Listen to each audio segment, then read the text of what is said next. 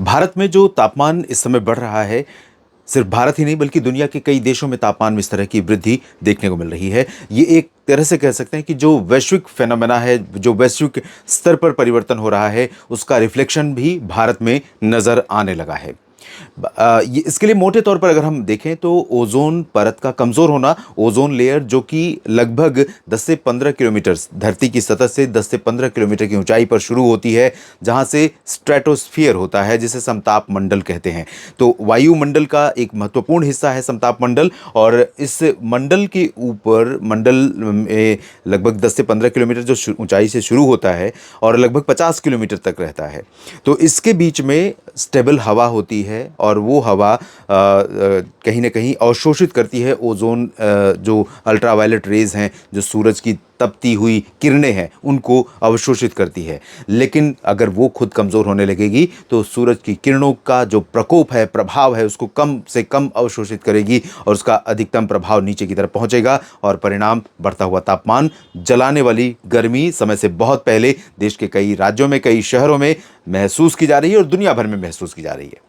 स्वागत है आप सभी का नेशनल वेदर बुलेटिन में। मैं हूं देवेंद्र त्रिपाठी। बात करूंगा अगले 24 घंटों के देश भर के मौसम पूर्वानुमान की। कैसा मौसम रहेगा 7 मार्च 2026 शनिवार के दिन, आइए जानते हैं। सैटेलाइट तस्वीरों में आप देख सकते हैं लगातार उत्तर के क्षेत्रों में कुछ जगहों पर बादल पहुंच रहे हैं, और एक WD समय है जिसका प्रभाव अगले 24 घंटों में थोड़ा सा और बढ़ सकता है जम्मू कश्मीर, हिमाचल तथा लद्दाख, गिलगित बाल्टिस्तान के ऊपर। राजस्थान पर और गुजरात या फिर पंजाब के ऊपर जो बादल नजर आएंगे, क्या उनसे बरसात हो सकती है, या पहाड़ों पर क्या बर्फबारी का दायरा उत्तराखंड तक भी पहुंचेगा, ये भी जानेंगे, क्योंकि बादल पूरब की तरफ शिफ्ट हो रहे हैं। कुछ बादल यहाँ पर सिक्किम तथा उप हिमालय पश्चिम बंगाल से लेकर के ये अरुणाचल और आसपास के भागों पर नजर आ रहे हैं, और थोड़े बादल यहाँ पर बढ़ने वाले हैं भारत के पूर्वी और पश्चिमी घाट पर, जो है गंगेय पश्चिम बंगाल से लेकर आंध्र प्रदेश तक का, और इधर मुंबई के नीचे, मुंबई और महाराष्ट्र में फिलहाल अभी नहीं रहेंगे, लेकिन बेलगावी से लेकर कर्नाटक के तटों और जो केरल का तट है, इन भागों पर बादल बढ़ने वाले हैं। तो इनका क्या क्या प्रभाव हो सकता है, आइए समझने का प्रयास करते हैं। उससे पहले आप देखिए, ये है टेम्परेचर का एक प्रोजेक्शन, एक करंट स्टेटस भी कह सकते हैं इसे, और तमाम जगहों पर तापमान 35, 36, 37 डिग्री पहुंच रहा है। दिल्ली में आप देखिए कि आज 34 डिग्री के आसपास फिर से पहुंचा, जो सामान्य से 7 डिग्री ज़्यादा है। और दिल्ली ही नहीं, जोधपुर, बाड़मेर, जैसलमेर या फिर मध्य प्रदेश या फिर उत्तर प्रदेश और दक्षिण में भी कई जगहों पर तापमान में तेज़ बढ़ोतरी हो रही है। मुंबई में 37-38 डिग्री सेल्सियस तापमान पहुंच रहा है, सामान्य से लगभग 5-6 डिग्री ज़्यादा। और यहाँ पर हीट वेव कंडीशन, और वो भी ह्यूमिडिटी के साथ, हाई ह्यूमिडिटी के साथ यहाँ पर लगातार बन रही है, क्योंकि आर्द्रता वाली हवाएं पहुँच रही हैं, जो यहाँ के एटमॉस्फेयर को, या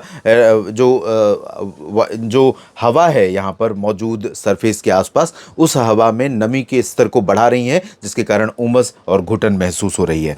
तो फिलहाल कैसा मौसम रहेगा, हवाओं की स्थिति देखते हैं। सबसे पहले उत्तर भारत में पंजाब और हरियाणा के कुछ हिस्सों में, दिल्ली तथा पूर्वी राजस्थान और उत्तर प्रदेश के मध्य भागों तक, मध्य प्रदेश और महाराष्ट्र के विदर्भ, मराठवाड़ा के क्षेत्रों में उत्तर की इन ठंडी हवाओं का असर रहने वाला है। तो थोड़ा सा कल जो दिल्ली का तापमान आज 17-18 डिग्री सेल्सियस पहुंचा था, सामान्य से लगभग 4 डिग्री ज़्यादा, वो हो सकता है कि थोड़ा सा नीचे आए, 18 से 16 आ जाए, इस तरह का अंतर आ सकता है। थोड़ी सी ठंडक बढ़ सकती है। ठंडक मतलब कंफर्टेबल वेदर कंडीशन की तरफ हम मूव कर सकते हैं इस हवा के परिवर्तन से।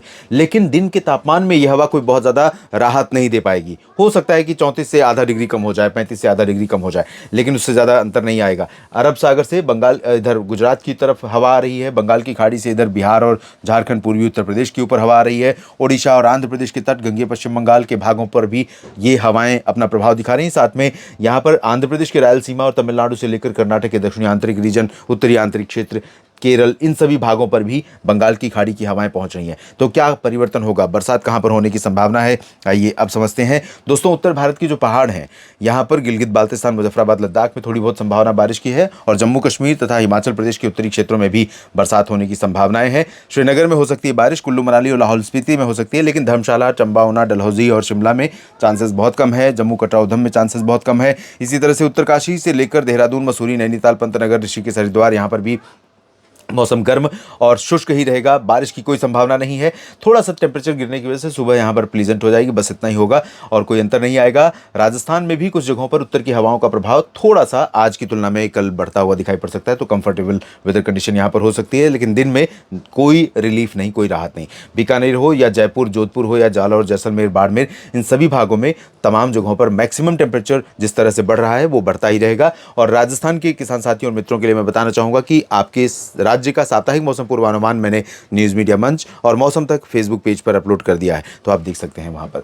उत्तर प्रदेश में मौसम शुष्क और गर्म है, गर्मी में कमी नहीं आएगी, कोई ऐसे रिस्पाइट नहीं है। पूर्वी क्षेत्रों में जो हवाएं आ रही हैं, अयोध्या और प्रतापगढ़, प्रयागराज, वाराणसी, सोनभद्र, गोरखपुर, देवरिया तक, पूरब से बिहार, झारखंड के ऊपर से, इन हवाओं के कारण यहाँ पर थोड़ा सा एटमॉस्फेयर में उमस बढ़ी है। तो आप जो सुबह और रात में कंफर्टेबल फील कर रहे थे उसमें थोड़ा सा डिस्कम्फर्ट हुआ है, क्योंकि उमस हमेशा मौसम को डिस्कम्फर्ट करती है। तो यहाँ पर और थोड़ा सा दिन का तापमान आधा डिग्री 1 डिग्री कम हो सकता है, हल्के हल्के बादल कहीं पर दिखाई पड़ सकते हैं। बाकी जगहों पर उत्तर प्रदेश में कोई परिवर्तन नहीं है। बिहार, झारखंड, पश्चिम बंगाल से लेकर पूर्वोत्तर राज्यों में सभी जगहों पर साफ और शुष्क मौसम ही रहने के आसार हैं और संभावना है। और यहाँ ओडिशा, छत्तीसगढ़, मध्य प्रदेश, महाराष्ट्र, गुजरात और तमाम जगहों पर शुष्क और गर्म मौसम के साथ उमस भरा मौसम भी रहेगा। और कोंकण, गोवा पर तो अलर्ट लगातार जारी हो रहा है पिछले कुछ दिनों से। येलो अलर्ट अगले 24 घंटों के लिए भी है यहाँ पर हीट वेव और ह्यूमिड वेदर कंडीशन के लिए, जिसमें सिंधुदुर्ग से लेकर पालघर के बीच में कई जगहों पर इस तरह के मौसम की संभावना या आशंका रहेगी।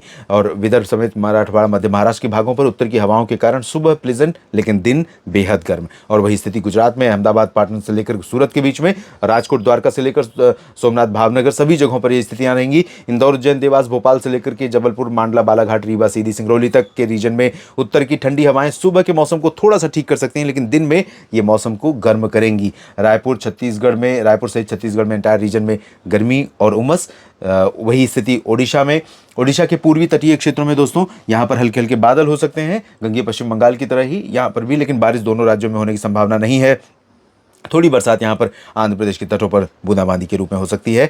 हल्के बादल यहाँ पर भी नजर आएंगे और बादल यहाँ पर पंबन से कन्याकुमारी से होते हुए मैंगलुरु तक नजर आएंगे, गोवा तक। लेकिन बरसात की उम्मीदें केरल और तटीय कर्नाटक तथा साउथ कोस्ट जो तमिलनाडु का टिप है यहाँ को छोड़कर बाकी जगहों पर फिलहाल नहीं है।